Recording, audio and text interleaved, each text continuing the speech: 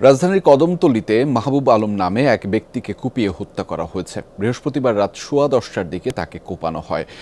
ঘণ্টাখানেক পর গুরুতর আহত অবস্থায় নেওয়া হয় ঢাকা মেডিকেলে, কিন্তু চিকিৎসক তাকে মৃত ঘোষণা করেন। পূর্বশত্রুতার জেরে এই হত্যাকাণ্ড বলে ধারণা স্বজনদের।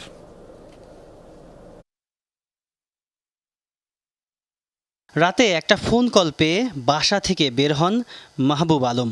কিছুক্ষণ পরেই তাকে কুপিয়ে জখম করার খবর পান পরিবারের সদস্যরা। উদ্ধার করে হাসপাতালে নেওয়া হলে তাকে মৃত ঘোষণা করেন চিকিৎসক। রাজধানীর কদমতলী থানার পাটের বাগ জমিদার বাড়ি গলির সামনে ঘটে এই ঘটনা। বাবা অনেক খারাপভাবে মারছে। এখানে কোনো মাংসই নাই, হাড্ডি হাড্ডি বেরোয়েছে, কোপাইছে। আব্বুরে দেখতে দিতেছে না।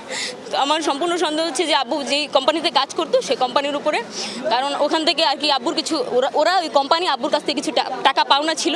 তো এই টাকার জন্য প্রায় প্রচুর পরিমাণে প্রেশার দিয়েছে আব্বুর উপরে।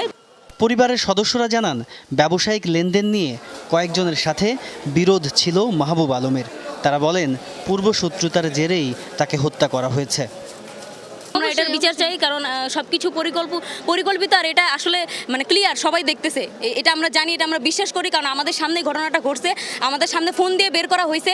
যদি ফোনে কল লিস্ট চেক করা হয় ওই নাম্বার অনুযায়ী হয়তো খুনিকে খুঁজে পাওয়া যাবে।